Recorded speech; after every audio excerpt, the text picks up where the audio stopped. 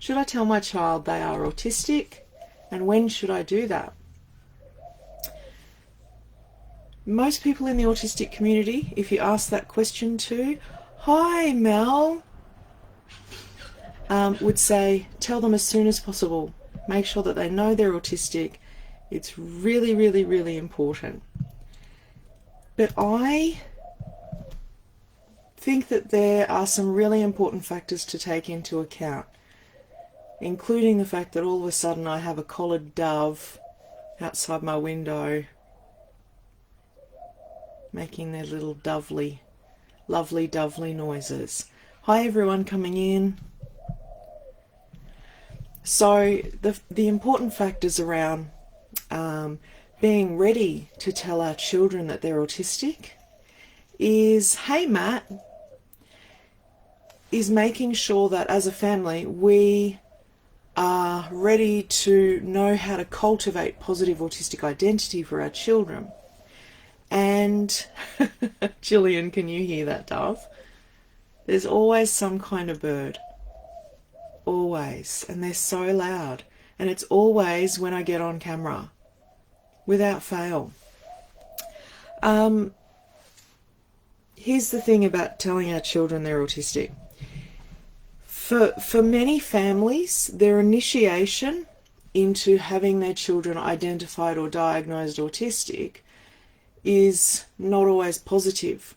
So it's often introduced to us as a medical disorder, as something that requires various forms of therapy. Usually there's a generic framework applied. So people will say, professionals will often say, okay, yep, fits the criteria for autism, and now you need an OT, a speechy, a psych, and maybe some other kind of therapy. And in the autistic community, we know that having a generic framework for autism is often really unhelpful, because sometimes we may not need those therapies. And this is the only time I would ever say it's okay to let go of the word autism for a second and just focus on your child as an individual and what their unique needs are. So focusing on the autistic person's needs across their lifespan and not buying into that myth of there being a small window of opportunity in their formative years. So when that's our introduction to autism, that's our starting point, that our child has a medical disorder or an abnormality, or they're atypical, or that kind of language, or that they have red flags. How can we move forward feeling positive about this? And when this is the case, and we start to have those conversations with our young people about them being autistic, we're not always going to be aware that there is a completely different narrative, and that is the identity and culture of autism. That autism is our identity and our culture, away from being a medical disorder. So it is absolutely a disability, but I do not accept that I am disordered. So there are differences there. If we are trying to have conversations with our little people about being autistic, and it's, wrapped inside of a doom and gloom narrative or a disorder narrative, then it's not going to be helpful. So I think we need to set really important foundations first. And I've experienced both of those things. So when we started out with our girls, we were introduced to the disorder narrative, autism as a medical disorder, and it was not pretty. We engaged in therapies that weren't helpful, that were actually harmful. As a family, we experienced trauma, we hit rock bottom, we were at crisis.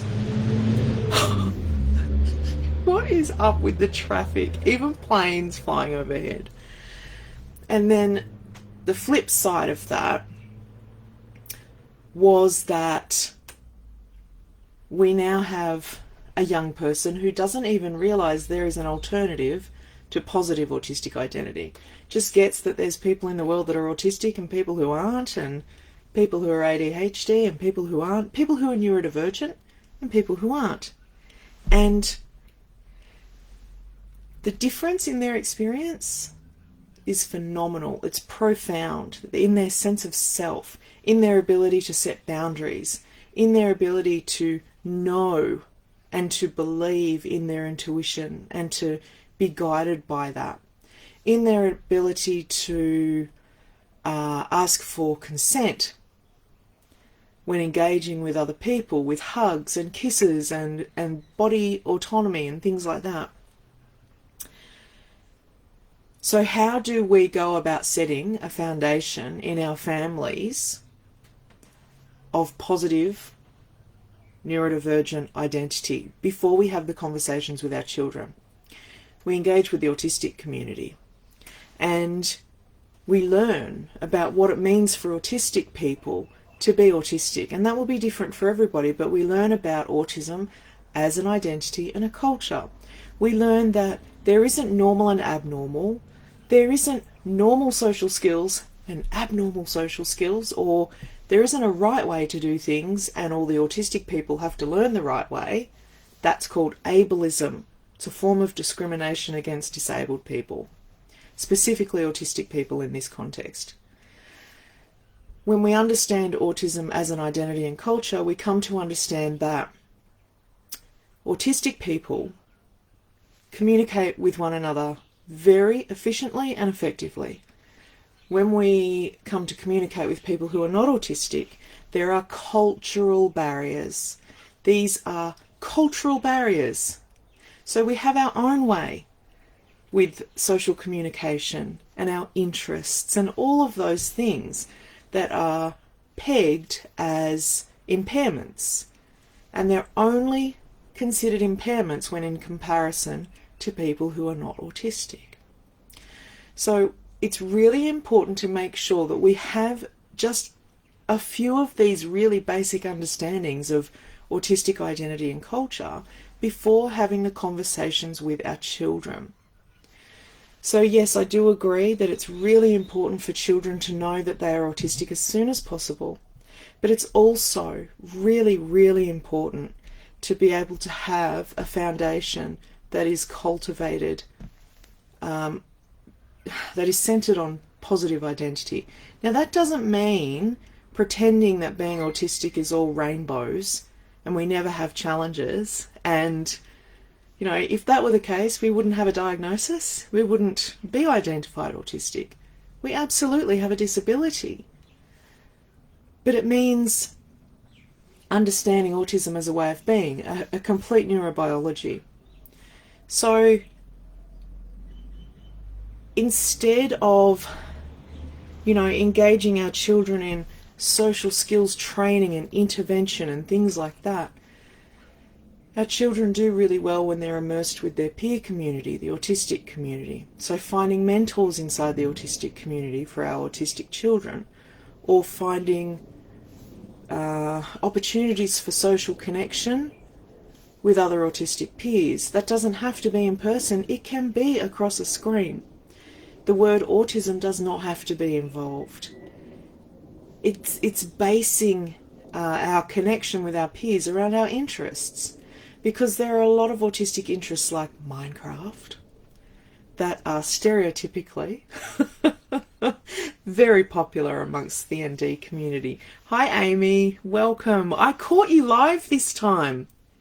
Fantastic. Lily says, when I told my son we're autistic, he said, I'm not acoustic, I'm electric. Love it. Love it to bits. My 6-year-old, whenever they catch me masking, says to me in front of the person I'm talking to, Mum, why are you pretending you're not autistic? Why are you doing that? And sometimes it's really confronting because I'm not always aware that I'm masking. Mel says, that is so hard. I want a Scouts or Cubs group that is just neurodivergent kids. I know you do. And I know you've worked really, really hard and done amazing stuff around, you know, putting together something like that. Yeah. Amy says, hooray, my son has made a best friend with another autistic boy and their friendship is so beautiful. That's so great, Amy. Yeah, I think the other thing to be mindful too is a lot of families will say, my teenager or my child completely rejects their autistic identity. They don't want to know about it. They don't want to have anything to do with it. And I want to say that that is okay. It's really important to allow space and flexibility and time and autonomy around our identity. Whilst I can sit here and say I'm really, really proud and really happy to be autistic and love being in advocacy and supporting families raising autistic children. Had I been diagnosed or identified as a teenager, I'm not so sure I would have felt the same. And that's because of the culture that we're immersed in. When we go to school and we're around children who are not autistic or children who are not openly autistic, often we feel othered and we don't want to be different because it's not safe to be different. So there are going to be times in our children's lives where they don't want to be assessed or they reject any kind of diagnosis, identity or label. And I think it's important to respect that, especially for PDAs, because the more we talk about it, the more we help solidify that barrier. It's a tricky one sometimes, especially when we want the best for our children. Yeah, I'm just going to catch up on these comments here. I am so tired today. So tired.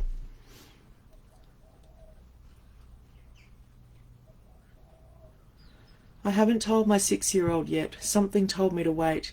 Now I'm getting assessed myself in May, and after that I think I'll be ready. Yeah.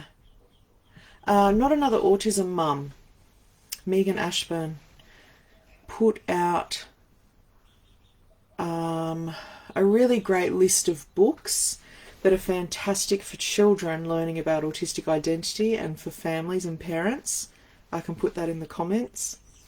There are some really wonderful autistic-led programs, including my own. inTune Families is a 12-week program that's centered around learning about autistic identity and culture as families. That's open now for registration. There's also, I'm having a mental blank. There's Kieran Rose. Kieran also runs a really great course around autistic identity and culture. And I really hate it when I'm trying to think of something on the spot and I can't think of it. I'll put it in the comments, but there is another incredible mum who is autistic in the US who also runs a course or a program around learning about autism and how to parent our children in a way that is culturally respectful to autistic people. Amy says, I haven't told my daughter at the moment because she's associated autism with meltdowns.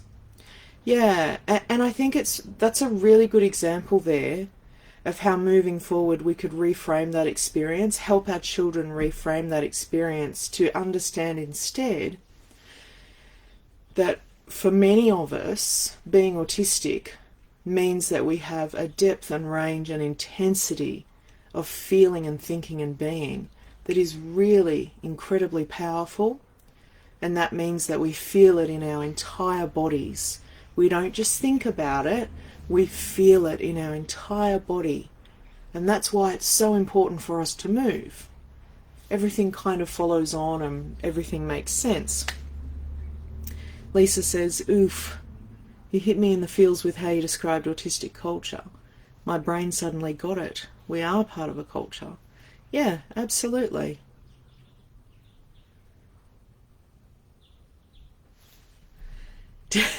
Devon, that time I told another mum my son doesn't play Minecraft but I do, the look I got. You know what? I scored really, really low on spatial awareness when I had my assessments. Minecraft, I don't see Minecraft on the screen like other people see it. I can't see it in 3D. I don't even think I see it in 2D. I see complete, flat, just shapes. I can't make sense of it in my brain. I can't process the imagery. My entire family plays it and they love it, and I don't get it. It's really, really interesting. Ooh, someone just said, Lauren says, I've just written a new Minecraft curriculum. 34k words, now it makes sense. That's amazing that you did that. What was that for, Lauren?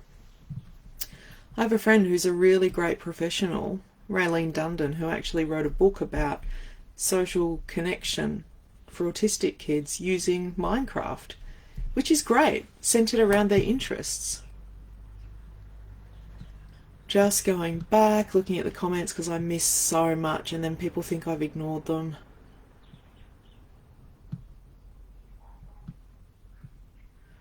Hi Penny. I was diagnosed at 14, Penny says, but my mum didn't want to tell me because she was worried I'd obsess about that like I obsessed about my speech problem, a lisp. I totally understand that, yeah. And I think a lot of families feel like their children already have enough to process about some of the challenges they have that they don't want to tell them about their neurodivergence. I think it's definitely a conversation that should evolve though, because for me and many other people, neurodivergence answers every question we have about ourselves. All the challenges, all the feelings, the disability, the ability, so much.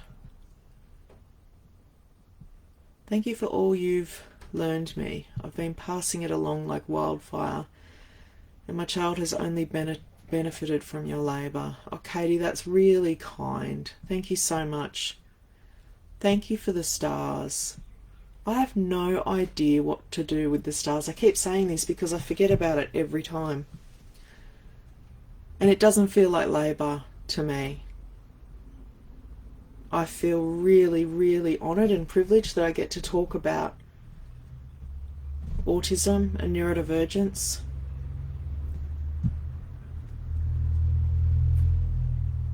Deirdre says, yes, tell them there is nothing wrong with being autistic.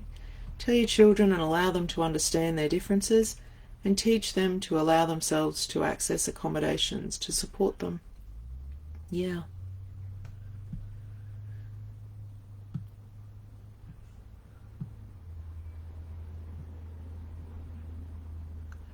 My son, when I talked to him, Aralena says, about being autistic, he was relieved that there was a reason for why he was so different from others in his class. It acted as a confirmation of his own observations, and for him was empowering. Me too. I want to assist him in seeing how autistic adults have shaped their life and their autistic identity, especially in the art world, as he's really inspired by art. That's amazing.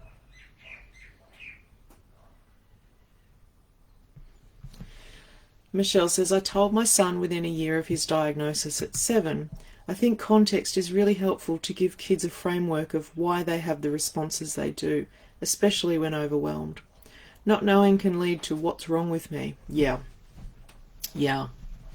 Internalized criticisms. I share many of my child's traits, so I talk about it as just how we process stimuli and how we deal with overwhelm and how we can do this in a way that works for us. Yeah, it can make the difference between understanding ourselves as inherently flawed or neurodivergent.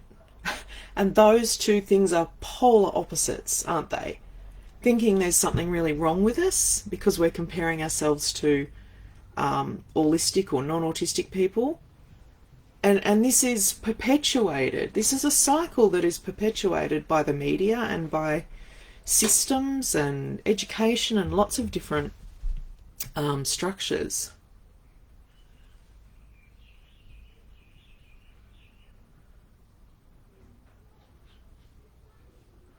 Oh, that is cool, Lauren. Lauren runs a small business teaching kids coding and computing. That's amazing. Feel free to drop your business in the comment section. Kristy says, I did tell my boy when he was in middle school, because it's such a difficult time. Oh, middle school. Wow. I told him, well, everyone faces different things. You know what yours is. A lot don't know where they have areas they can work on. He was in life ed when his teachers told me Tyler said something we may need to address.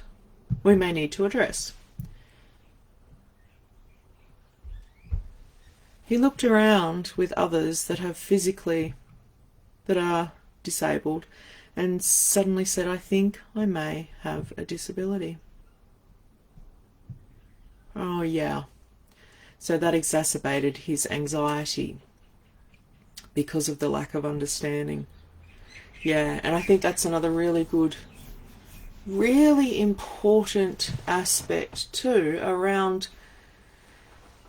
I mean, people often think that autistic people should just stick to talking about autism instead of moving off into all of the intersectionalities like the trans community, LGBTQIA+, people of colour and their autistic experience, BIPOC, and so many other, marginalised communities who happen to be autistic as well. But it is political. It's really political. And I think when we're talking about autistic rights, we're talking about human rights.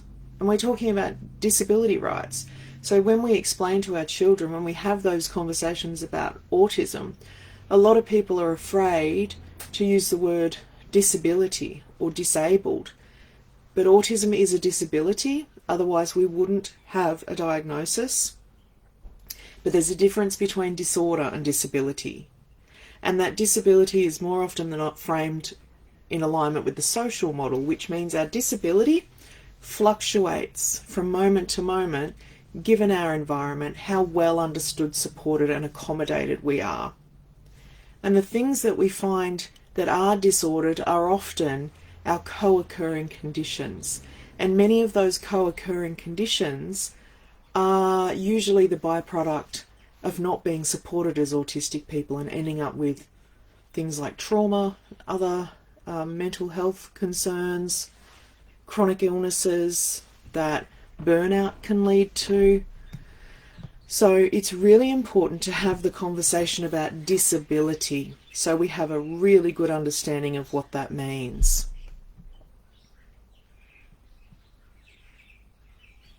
Tennille says, I've tried to speak to my daughter about being autistic, but she rejects any discussion. She has no context or prior knowledge of autism. Yeah. So unsure why the resistance to connect with her identity. This is also new to me.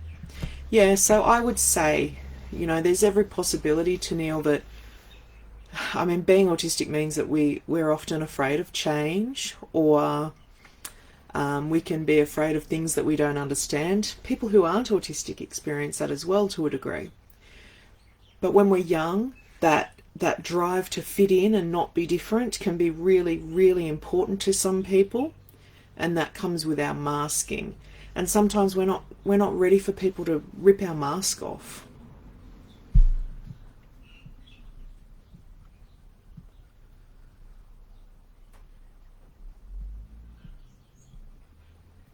How do I navigate the conversation with my daughter when I think she's autistic and the GP does not agree? Yeah, welcome to the world of gaslighting, invalidation and dismissal of autistic people and their families. I would say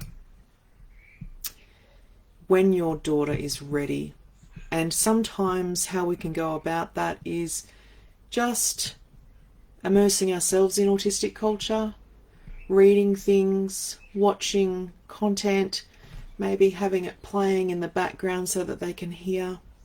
Something I see often is that when we want our children to be okay with being autistic, we might highlight people in the media who are autistic, and that's really great because it's people who they might recognise.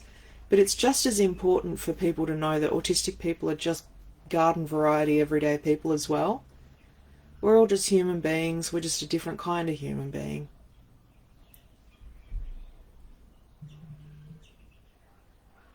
Yeah, that's true too, Diane. Hi, Summer. Very cool to see you, always. Nick says, we had an event last night from the previous attendees of the previous Inside of Autism course, Kieran's, which is the one I was referring to before. What really shone through was that attendee had gone out into the world and created safe spaces for autistic people for themselves, or themselves. Amazing, Nick. Isn't it amazing what comes from holding space for families to learn about autistic identity and culture? Kindness, love, patience, understanding. And here's the thing. You know, I don't make any secret about how important to me language is, because language makes a huge difference in how we come to understand things. And I use identity first language.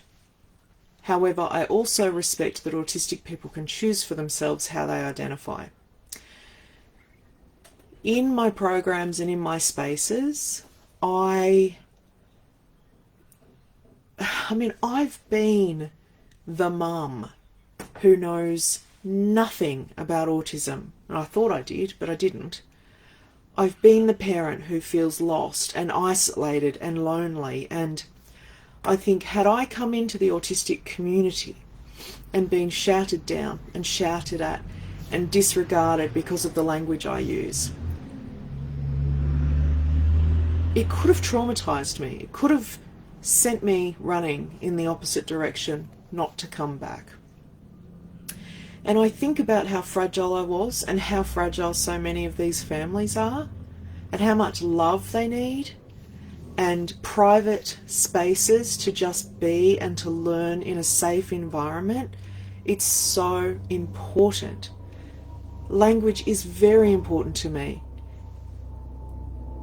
But I'm never going to become abusive or turn people away because they don't use a language that is comfortable for me. I think that's really important too. And we all start somewhere.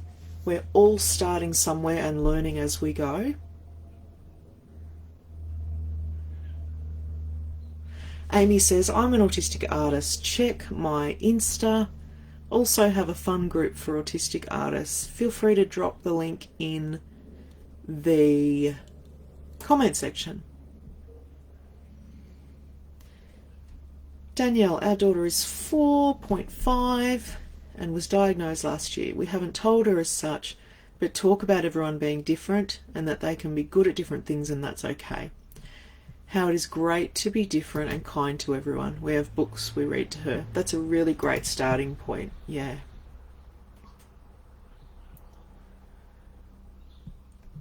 Okay, everybody. I'm sorry I won't get to everybody's comments. Thank you so much for being here. Yeah, Christina, you make a really important point. For some of us, being autistic, for me, being autistic is everything. Central to my being. I live and breathe it. It's my passion. It's the one thing that allowed me to begin to like myself, to love myself, and transformed me and my life and my relationships with others. I am heavily invested in, autism. However, Christina's just pointed out that her child is not. And some autistic people won't care so much. And I have family members like that. They go, yeah, I probably am autistic. But oh well. I don't get that. I would want to know everything about it. But that's just a really good indication of our differences.